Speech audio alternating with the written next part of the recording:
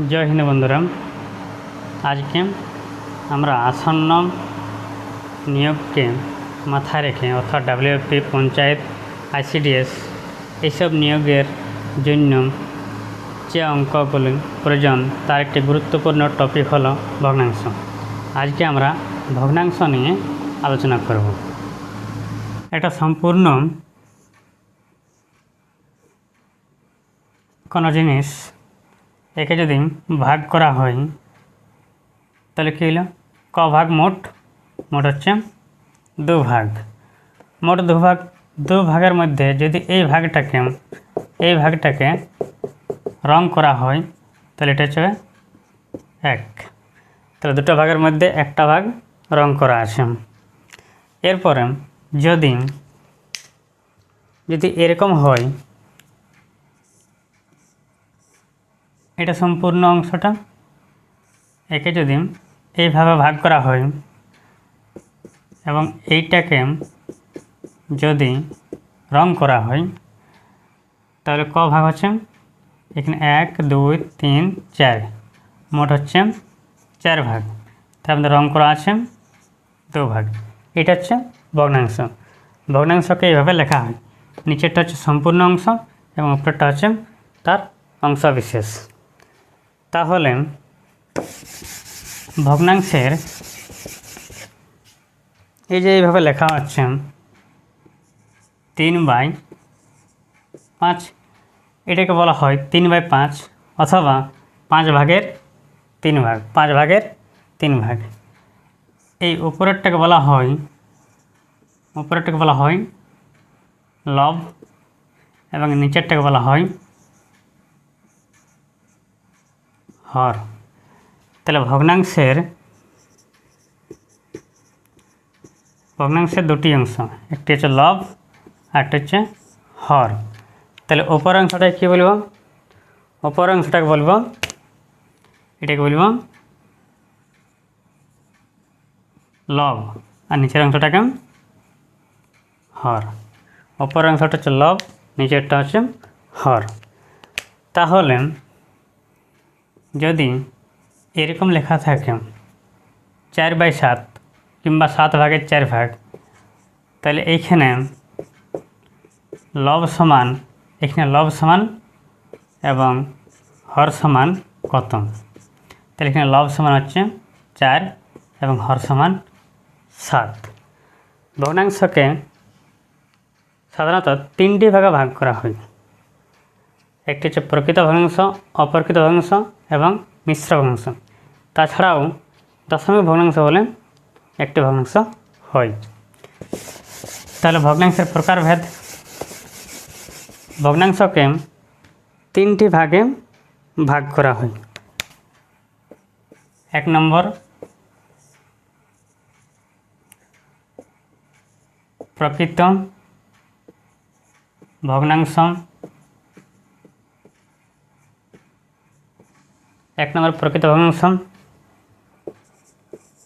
2 নম্বর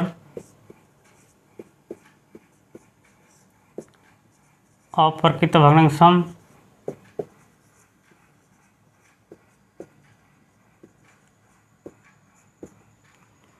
এবং 3 নম্বর মিশ্র ভগ্নাংশ।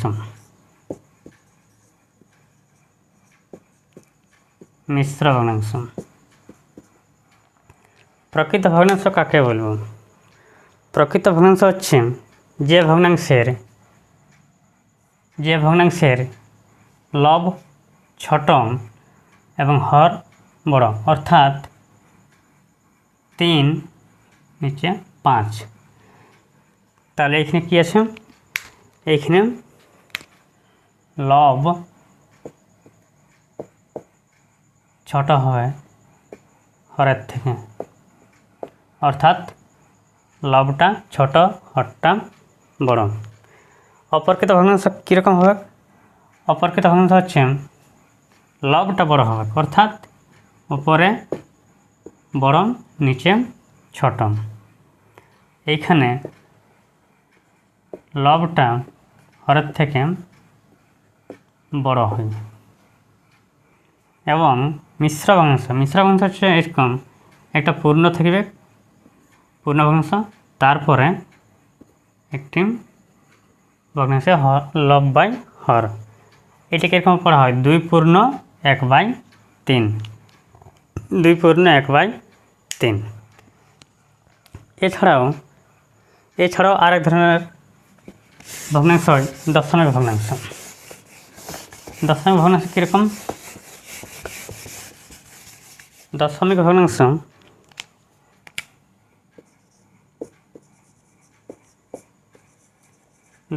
ভগ্নাংশ অর্থাৎ দশমিক থাকবে 0.23, এটা হচ্ছে দশমিক ভগ্নাংশ। 2.426, এগুলো হচ্ছে দশমিক ভগ্নাংশ।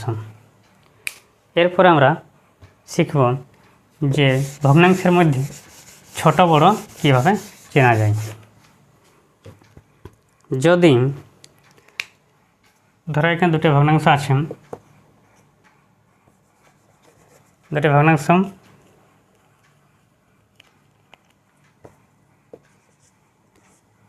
3/2 এবং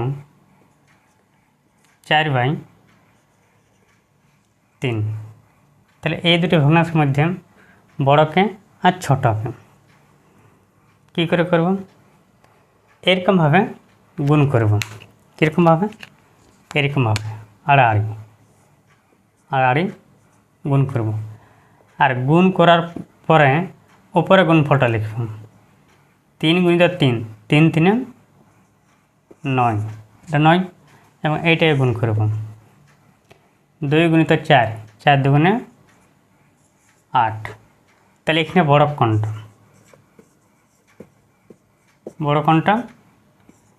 আর ছোট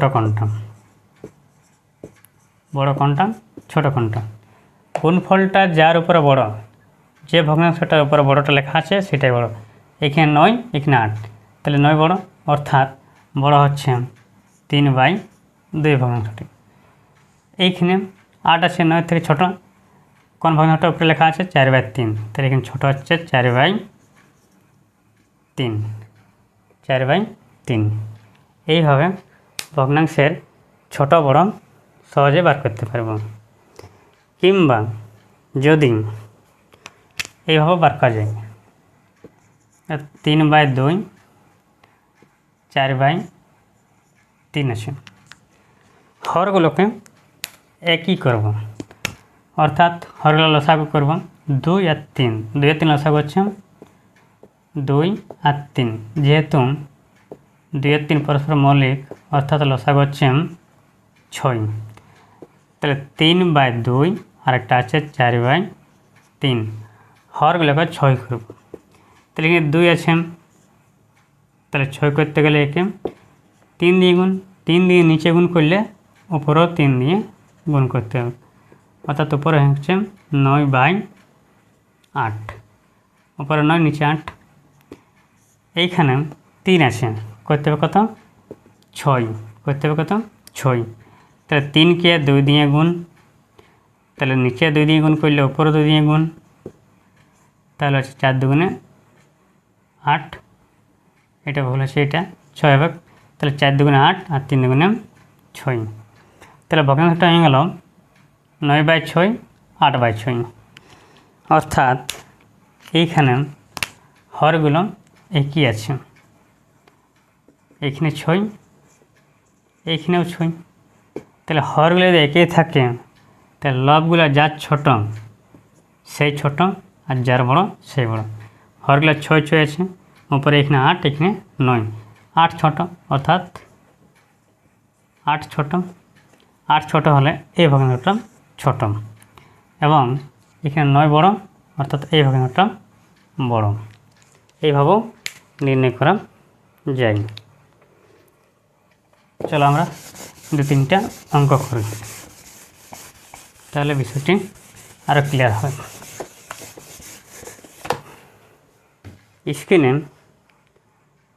একটা অঙ্ক দেখা যাচ্ছে। অঙ্কটি বলছে বৃহত্তম ভগ্নাংশটি নির্ণয় করো বা বৃহত্তম ভগ্নাংশ কোনটি। অপশান আছে, ভগ্নাংশগুলো আছে, অপশানটা পরে বলছে। ভগ্নাংশগুলো আছে 5 6/7, 5/6, 7/8, 4/5। এই ভগ্নাংশের মধ্যে কী নির্ণয় করতে হবে? বৃহত্তম ভগ্নাংশটি নির্ণয় করতে হবে। তাহলে বৃহত্তম অর্থাৎ বড়, বৃহত্তম ভগ্নাংশ নির্ণয় করতে হবে। তাহলে কী করব? এরকম উপর নিচে গুণ করব, গুণ করে উপরে লিখব। প্রথমে এই দুটো 6 × 6 36, 5 × 7 35। তাহলে বৃহত্তম বার করতে বলেছিলাম।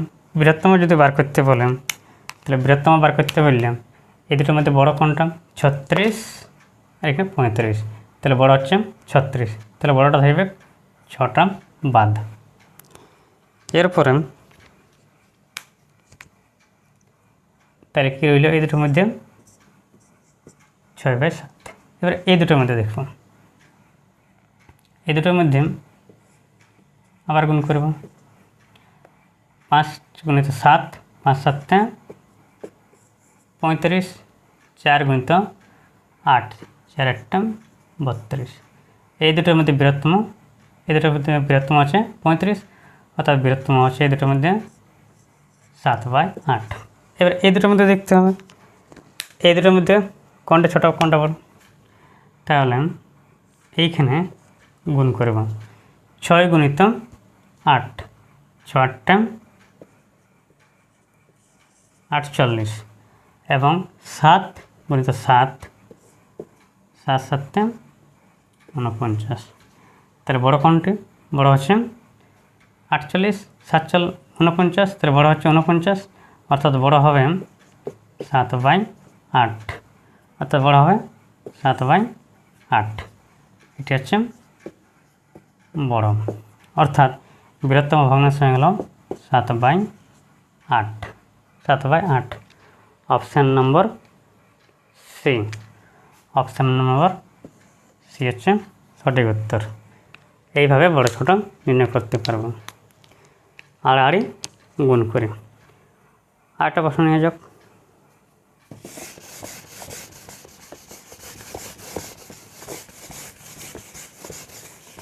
এরপরে প্রশ্ন বড় থেকে ছোট সাজাও।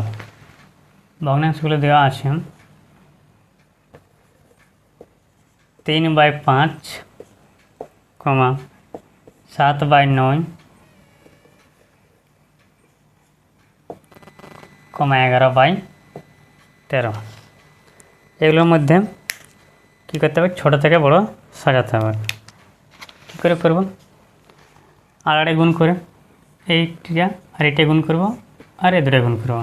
3 × 9, 3 × 9 27, 5 × 7, 5 × 7 35, 5 × 7 35। তাহলে এই দুটোর মধ্যে ছোট হচ্ছে 27, তাহলে ছোট হচ্ছে 3/5 এবং বড় হচ্ছে 7/9, অর্থাৎ 7/9 বড় হচ্ছে 3/5। এই চিহ্নটার অর্থ আছে এদিকে বড় আর এদিকে ছোটটাকে লেখা হয়। এরপরে এই দুজনের মধ্যে দেখতে হবে কী করব? 7/9, 11/13। তাহলে আড়াআড়ি গুণ করব। একই রকম হবে 7 × 13, 7 × 13 91, 9 × 11, 9 × 11 99। তাহলে 91, 99, ছোটো হচ্ছে 91, অর্থাৎ ছোটো হচ্ছে 7/9, বড় হচ্ছে 11/13। তাহলে এই দুটোর মধ্যে 11/13 বড় হচ্ছে 7/9। তাহলে এখানে 7/9 থেকে 11/13 বড়, তাহলে 7/9 থেকে 11/13 বড়, 7/9 থেকে 11/13 13 বড়, অর্থাৎ বড় হচ্ছে 11/13, 7/9, তারপর 3/5। কী জিজ্ঞেস করেছে? বড় থেকে ছোট। তাহলে বড় থেকে ছোট, বড় থেকে ছোট, তাহলে বড় হচ্ছে 11/13, তারপর হচ্ছে 7/9, তারপরে 3/5, 3/5। ঠিক আছে, এরপর অঙ্ক, এবং এটা আমাদের লাস্ট অঙ্ক।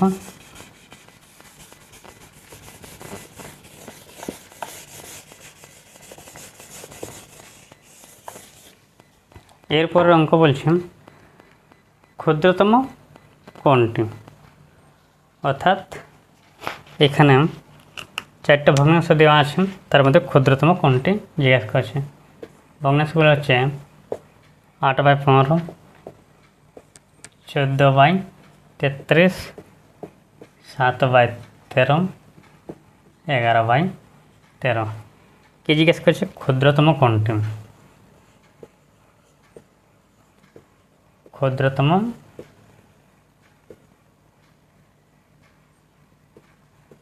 ভগ্নাংশ, ক্ষুদ্রতম ভগ্নাংশ নির্ণয় করতে হবে। তাহলে ক্ষুদ্রতম ভগ্নাংশ নির্ণয় করব। এই যে শেষের দুটো আছে, এই শেষের দুটোর মধ্যে কী আছে? হরগুলো একই আছে। হরগুলো যদি একই থাকে তাহলে লবগুলো যার ছোট সে ছোট, যে বড় সেই বড়। তাহলে হরগুলো যেহেতু একই আছে, তাহলে এইখানে উপরে আছে 7, এখানে 11, তাহলে ছোটো হচ্ছে 7 11 থেকে, তাহলে এখানে ক্ষুদ্রতম হবে, এই দুটোর মধ্যে ক্ষুদ্রতম হচ্ছে 7/11, তাহলে এইটা বৃহত্তম, এটা ক্যান্সেল। এরপরে এই দুটোর মধ্যে দেখো, এই দুটোর মধ্যে তাহলে কী করব? এই দুটোর মধ্যে দেখব, তাহলে 8 গুণ করব, 8 × 33, 33 গুণিত 8, 3 × 24, 3 × 24 আর 2 26, অর্থাৎ 264। 15 × 14, 4 × 5 = 20, 4 × 4 = 6, 5 1, অর্থাৎ হয়ে আসুন 210। 210, এই দুটোর মধ্যে ক্ষুদ্রতম হচ্ছে 210, অর্থাৎ ক্ষুদ্রতম হচ্ছে এই দুটোর মধ্যে 14/33, তাহলে এই দুটোর মধ্যে ক্ষুদ্রতম হচ্ছে 14/33, তো এটা বৃহত্তম, এটা ক্যান্সেল। এবারে এই দুটো বাচ্চা আছে, এই দুটোকে কী করব? এই দুটোর থেকে ছোট বড় নির্ণয় করব। 7/13 কীভাবে নির্ণয় করব? 8 গুণ করে, এই দুটো গুণ 14 × 13, তাহলে 14 × 13, 3 × 4 = 12, 3 × 3 = 4, 4 1, তাহলে হচ্ছে 182, তাহলে এটা 182, এবং এই দুটো গুণ 33 গুণিত 7, 3 × 7 = 21, 3 × 7 = 21 আর 2 23, তাহলে এটা হচ্ছে 231, তাহলে এই দুটোর মধ্যে ছোটো হচ্ছে 182, অর্থাৎ এই দুটো ভগ্নাংশের মধ্যে ছোট হচ্ছে 14/13, তাহলে এটা ক্যান্সেল। অর্থাৎ সব থেকে ছোট হচ্ছে বা ক্ষুদ্রতম হচ্ছে 14/33, সব থেকে ক্ষুদ্রতম হচ্ছে 14/33। আজকের ক্লাসে এখানে শেষ। পরবর্তী ক্লাসে আবার ভগ্নাংশ নিয়ে আলোচনা করা হবে। ধন্যবাদ। জয় হিন্দ, বন্দে মাতরম।